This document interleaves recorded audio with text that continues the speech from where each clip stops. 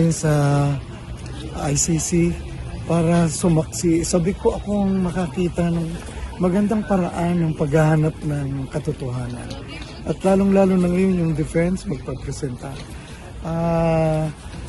Handa ako at gusto kong mapakinggan kung paano ba tinitignan yung depensa sa akusasyon kay Presidente Duterte.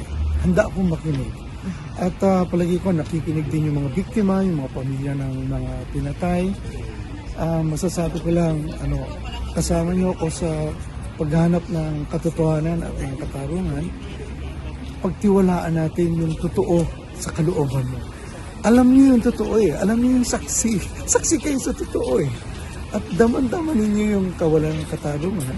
Pagtiwalaan mo ninyo yung totoo na dala-dala nyo sa inyong katawan, sa inyong alaala, sa inyong damdamin. At hindi ito madali. 10 taon na tayo naghihintay. Dadating din ang panahon na magkakaroon ng katotohanan. Mananagot ang may pananagutan.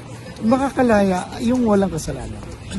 Nakapag-monitor po kayo ng presentation naman po ng prosecution tsaka ng mga victim? Yung medyo huli na kasi nagtuturo ako doon sa Roma. Opo. Pero nakahabol naman ako. Okay. Alright. Ayun niyo pong hope na possible outcome? Well, ang maganda lang, talagang may disiplina yung pagpipresenta ng prosecution, ng defense. Tapos maganda dahil merong tinig yung biktima mismo. Maganda.